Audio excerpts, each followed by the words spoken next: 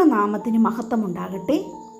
എല്ലാവർക്കും വീണ്ടും നമ്മുടെ ചാനലിലേക്ക് സ്വാഗതം. ഇന്ന് നമ്മൾ പഠിക്കുവാൻ പോകുന്നത് 16-ാമത്തെ സങ്കീർത്തനമാണ്. ഈ സങ്കീർത്തന പഠനം എല്ലാവരുടെയും ജീവിതത്തിൽ ഒരു അനുഗ്രഹമായി തീരട്ടെ. ഈ സങ്കീർത്തനം പഠിക്കുന്നതിന് മുമ്പ് ദയവായി 16-ാമത്തെ സങ്കീർത്തനം ഒന്ന് വായിക്കുവാൻ ശ്രമിക്കുക. നമുക്ക് നോക്കാം 16-ാമത്തെ സങ്കീർത്തനം. 16-ാം സങ്കീർത്തനത്തിൻ്റെ തലക്കെട്ടിൽ തന്നെ ഈ സങ്കീർത്തനത്തിൻ്റെ എഴുത്തുകാരൻ ആരാണെന്ന് എഴുതിയിരിക്കുന്നു. ദാവീദിൻ്റെ സ്വർണ്ണഗീതം എന്നാണ് 16-ാം സങ്കീർത്തനത്തിൻ്റെ തലക്കെട്ടിൽ നാം കാണുന്നത്. അതുകൊണ്ട് ഈ സങ്കീർത്തനത്തിൻ്റെ എഴുത്തുകാരൻ ദാവീദാണെന്ന് നമുക്ക് മനസ്സിലാക്കാം. 16-ാം സങ്കീർത്തനത്തിൽ ആകെ 11 വാക്യങ്ങളാണ് ഉള്ളത്. ഈ സങ്കീർത്തനം ലേവ്യയാഗങ്ങളിൽ 1-ാമത്തെ യാഗമായ ഹോമയാഗത്തിന് നിഴലാണ്. മാത്രമല്ല 16-ാം സങ്കീർത്തനത്തിൻ്റെ 10-ാം വാക്യപ്രകാരം ഇതൊരു മശിഹ സങ്കീർത്തനമാണ്. ഈ സങ്കീർത്തനത്തിൻ്റെ 10-ാം വാക്യത്തിൽ നമ്മൾ ഇങ്ങനെയാണ് വായിക്കുന്നത്: നീ എൻ്റെ പ്രാണനെ പാതാളത്തിൽ വിടുകയില്ല, നിന്റെ പരിശുദ്ധനെ ദ്രവത്വം കാണുവാൻ സമ്മതിക്കുകയില്ല. അതുകൊണ്ട് ഈ വാക്യപ്രകാരം ഇതൊരു മശിഹ സങ്കീർത്തനമാണ്. മാത്രമല്ല ഇതിൻ്റെ തലക്കെട്ടിൽ ദാവീദിൻ്റെ സ്വർണ്ണഗീതമെന്ന് നാം കാണുന്നു. അപ്പോൾ ദാവീദിൻ്റെ ഒരു സ്വർണ്ണഗീതമാണ് 16-ാം സങ്കീർത്തനം. 56 മുതൽ 60 വരെയുള്ള സങ്കീർത്തനങ്ങൾ സ്വർണ്ണഗീതങ്ങൾ എന്നറിയപ്പെടുന്നു. ഈ സങ്കീർത്തനങ്ങളുടെ ഉള്ളടക്കത്തെ പരിഗണിച്ചാണ് ഇതിന് സ്വർണ്ണഗീതങ്ങൾ എന്ന് പേര് കൊടുത്തിരിക്കുന്നതെന്ന് വേദപണ്ഡിതന്മാർ അഭിപ്രായപ്പെടുന്നു. ഇനി നമുക്ക് ഈ സങ്കീർത്തനത്തിൻ്റെ വിഭജനം നോക്കാം. 11 വാക്യങ്ങളുള്ള 16-ാം സങ്കീർത്തനം 4 ഭാഗങ്ങളായിട്ട് നമുക്ക് വിഭജിക്കാം.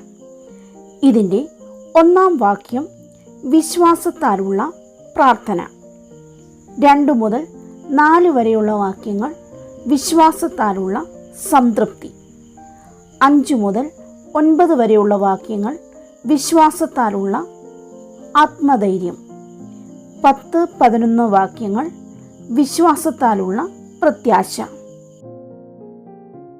ഇനി ഇതിൻ്റെ 1-ാം വാക്യം നമുക്ക് നോക്കാം. 16-ാം സങ്കീർത്തനത്തിൻ്റെ 1-ാം വാക്യം ഇങ്ങനെയാണ് വായിക്കുന്നത്: ദൈവമേ, ഞാൻ നിന്നെ ശരണമാക്കിയിരിക്കയാൽ എന്നെ കാത്തുകൊള്ളണമേ. ഇവിടെ ദാവീദിൻ്റെ ജീവിതത്തിൽ അധികാരം, പദവി, സ്ഥാനമാനങ്ങൾ ഇതെല്ലാം ലോകപ്രകാരം നന്മയാണെങ്കിൽ ദാവീദ് അതൊന്നുമല്ല കാണുന്നത്. കാരണം ദൈവമാണ് ദാവീദിനെ ആ സ്ഥാനത്ത് എത്തിച്ചത്. ദാവീദിനെ സംബന്ധിച്ചിടത്തോളം രാജാവായതുകൊണ്ട് അവനെ കാത്തു പരിപാലിക്കുവാൻ പടയാളികളുണ്ട്. എങ്കിലും ദാവീദ് ഇവിടെ ദൈവത്തിൽ ആശ്രയിക്കുന്നു. ഒരു ദൈവ പൈതലിനെ സംബന്ധിച്ചിടത്തോളം അവൻ്റെ സുരക്ഷിതത്വം ദൈവത്തിൽ മാത്രമായിരിക്കണം. ഈ ലോകത്തിൽ മനുഷ്യർക്ക് ആശ്രയിക്കാൻ പല കാര്യങ്ങൾ ഉണ്ടെങ്കിലും ഒരു ദൈവ പൈതൽ ദൈവത്തിൽ മാത്രം ആശ്രയിക്കണം. വചനം പറയുന്നു, മനുഷ്യനിൽ ആശ്രയിക്കുന്നതിനേക്കാൾ ദൈവത്തിൽ ആശ്രയിക്കുന്നത് അല്ലെങ്കിൽ യഹോവയിൽ ആശ്രയിക്കുന്നത് നല്ലത്. അങ്ങനെയെങ്കിൽ ദാവീദിനെ പോലെ നമ്മുടെ ആശ്രയം പൂർണ്ണമായും ദൈവത്തിലായിരിക്കട്ടെ. ഇനി നമുക്ക് 2 മുതൽ 4 വരെയുള്ള വാക്യങ്ങൾ നോക്കാം. ഇവിടെ പറയുന്നു: ഞാൻ യഹോവയോട് പറഞ്ഞത്, നീ എൻ്റെ കർത്താവാകുന്നു, നീ ഒഴികെ എനിക്ക് ഒരു നന്മയുമില്ല. ഭൂമിയിലെ വിശുദ്ധന്മാരോ, അവർ എനിക്ക് പ്രസാദമുള്ള ശ്രേഷ്ഠന്മാർ തന്നെ. അന്യദേവനെ കൈക്കൊള്ളുന്നവരുടെ വേദനകൾ വർദ്ധിക്കും. അവരുടെ രക്തപാനീയ ബലികളെ ഞാൻ അർപ്പിക്കുകയില്ല, അവരുടെ നാമങ്ങളെ എൻ്റെ നാവിന്മേൽ എടുക്കുകയുമില്ല. ഇവിടെ പ്രസ്താവിച്ചതുപോലെ സകല നന്മകളുടെയും ഉറവിടമായ ദൈവത്തിൽ ദാവീദ് ആശ്രയിച്ചുകൊണ്ട് ദൈവസന്നിധിയിൽ പ്രസ്താവിക്കുന്ന തൻ്റെ സാക്ഷ്യമാണ് 2 മുതൽ 4 വരെയുള്ള വാക്യങ്ങൾ. ദൈവം അവന് സകല നന്മകളും കൊടുത്തെങ്കിലും അവൻ തൻ്റെ ജീവിതത്തിൽ ഏറ്റവും വലിയ നന്മയായി കാണുന്നത് ദൈവത്തെ മാത്രമാണ്. അതുകൊണ്ടാണ് ദാവീദ് പറയുന്നത്, നീ എൻ്റെ കർത്താവാകുന്നു, നീ ഒഴികെ എനിക്ക് ഒരു നന്മയും ഇല്ല. മാത്രമല്ല ദാവീദ് ഇവിടെ 3-ാം വാക്യത്തിൽ പറയുകയാണ്, ഭൂമിയിലെ വിശുദ്ധന്മാരോ അവർ എനിക്ക് പ്രസാദമുള്ള ശ്രേഷ്ഠന്മാർ തന്നെ. അനുഗ്രഹത്തിൻ്റെ ഉന്നത സ്ഥാനത്ത് നിൽക്കുമ്പോഴും സഹജീവികളെ ശ്രേഷ്ഠന്മാരായി കാണുന്ന ദൈവിക ഭാവമാണ് ദാവീദിൽ കാണുന്നത്. 4-ാം വാക്യപ്രകാരം അന്യദേവനെ കൈക്കൊള്ളുന്നവരുടെ വേദനകൾ വർദ്ധിക്കുമെന്ന് ദാവീദ് പറയുന്നു. മാത്രമല്ല അവരുടെ രക്തപാനീയ ബലികളെ താൻ അർപ്പിക്കുകയില്ലെന്നും അവരുടെ നാമങ്ങളെ തൻ്റെ നാവിന്മേൽ എടുക്കുകയുമില്ലെന്നും ദാവീദ് പറയുന്നു. അതായത് താൻ ആശ്രയിക്കുന്ന സർവശക്തനായ ദൈവമല്ലാതെ ഏത് ദൈവങ്ങളിൽ ആശ്രയിച്ചാലും അവർ പരാജയങ്ങളിൽ ചെന്ന് അവസാനിക്കുമെന്ന് ദാവീദ് ഉറപ്പിച്ചു പറയുന്നു. കാരണം ദാവീദിൻ്റെ ദൈവം ഉയർത്തുന്നവനും അനുഗ്രഹിക്കുന്നവനും ആണ്. ഇനി 5 മുതൽ 9 വരെയുള്ള വാക്യങ്ങൾ നോക്കാം. 5-ാം വാക്യം ഇങ്ങനെയാണ് വായിക്കുന്നത്, എൻ്റെ അവകാശത്തിൻ്റെയും പാനപാത്രത്തിൻ്റെയും പങ്ക് യഹോവയാകുന്നു, നീ എനിക്കുള്ള ഓഹരിയെ പരിപാലിക്കുന്നു.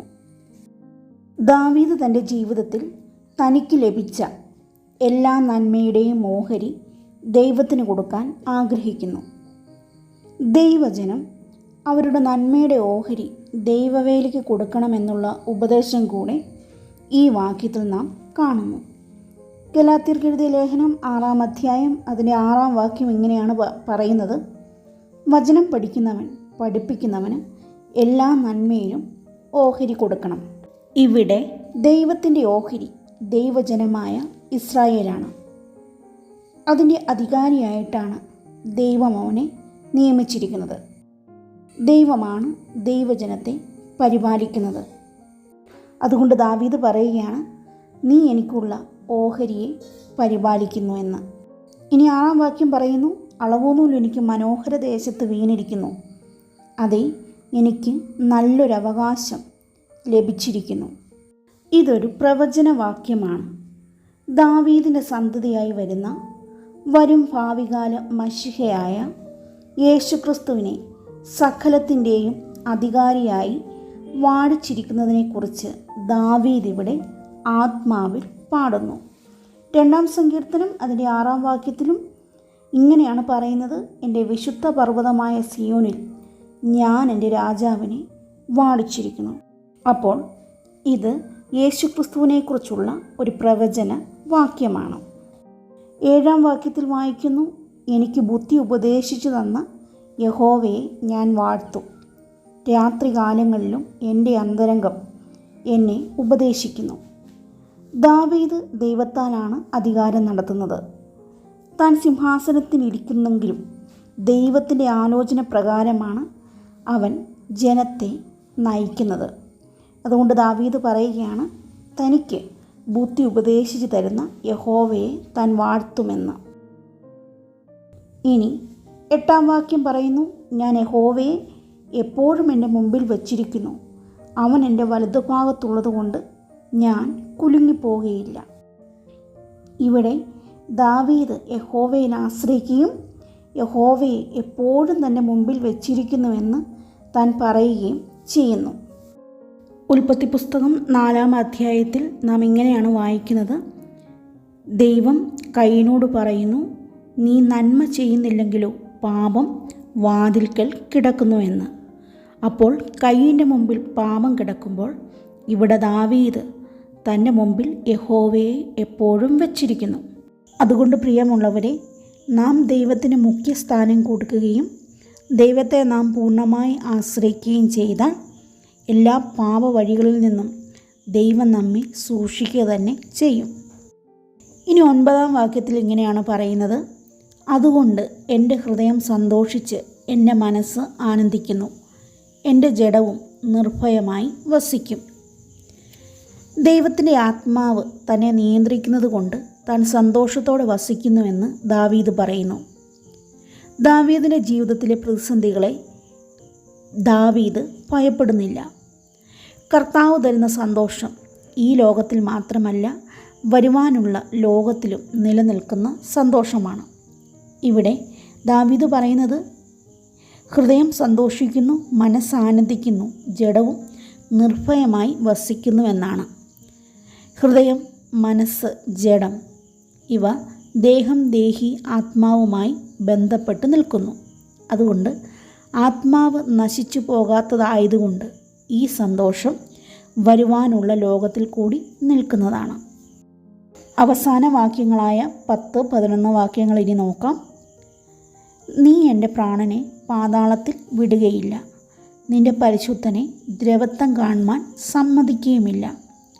ജീവൻ്റെ വഴി നീ എനിക്ക് കാണിച്ചു തരും, നിൻ്റെ സന്നിധിയിൽ സന്തോഷപരിപൂർണതയും നിൻ്റെ വലതുഭാഗത്ത് എന്നും പ്രമോദങ്ങളുമുണ്ട്.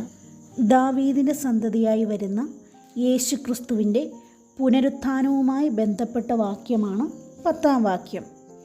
അതുകൊണ്ടാണ് ഈ സങ്കീർത്തനത്തെ മശിഹ സങ്കീർത്തനം എന്ന് പറയുന്നത്. ദാവീദിൻ്റെ പ്രത്യാശയാണ് നാം ഇവിടെ ഈ വാക്യങ്ങളിൽ കാണുന്നത്. ദാവീദ് തൻ്റെ ദൈവത്തിൽ വീണ്ടും സന്തോഷിക്കുന്നു.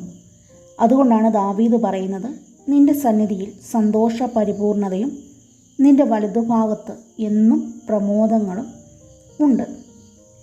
ദൈവം തരുന്ന നന്മകളിൽ സന്തോഷിക്കുന്നതിനേക്കാൾ ദൈവത്തിൽ സന്തോഷിക്കുവാൻ ഒരു ദൈവ പൈതലിനെ ഈ സങ്കീർത്തനം പ്രബോധിപ്പിക്കുന്നു. ദാവീദ് ദൈവം തരുന്ന അല്ലെങ്കിൽ ദൈവം തന്ന നന്മകളിൽ സന്തോഷിക്കുന്നതിനേക്കാൾ അധികമായി ദൈവത്തിൽ സന്തോഷിക്കുന്നു. അതുകൊണ്ടാണ് താൻ 23-ാം സങ്കീർത്തനത്തിൽ പറയുന്നത്, നന്മയും കരുണയും എൻ്റെ ആയുഷ്കാലമൊക്കെയും എന്നെ പിന്തുടരും. അപ്പോൾ ദൈവത്തിൽ നാം പൂർണ്ണമായി ആശ്രയിക്കുമ്പോൾ, ദൈവത്തിൽ നാം സന്തോഷിക്കുമ്പോൾ നന്മയും കരുണയുമൊക്കെ നമ്മെ പിന്തുടരുമെന്നാണ് ദാവീദ് പറയുന്നത്. പ്രിയമുള്ളവരെ, ഒരിക്കലും നാം ജീവിതത്തിലെ നന്മകൾക്കും പദവികൾക്കും ദൈവത്തേക്കാൾ അമിത പ്രാധാന്യം നൽകരുതെന്ന് ഈ സങ്കീർത്തനം നമ്മെ ബുദ്ധി ഉപദേശിക്കുന്നു. അതുകൊണ്ട് സകല കാരണഭൂതനായ ദൈവത്തിൽ ആശ്രയിക്കാൻ ദൈവം നമ്മെയും സഹായിക്കട്ടെ. ഈ സങ്കീർത്തനം നിങ്ങളുടെ ജീവിതത്തിൽ അനുഗ്രഹമായെന്ന് വിശ്വസിക്കുന്നു. വീണ്ടും അടുത്ത വീഡിയോയുമായി വരുന്നത് വരെ എല്ലാവരെയും ദൈവം സൂക്ഷിക്കട്ടെ, സഹായിക്കട്ടെ. God bless you all.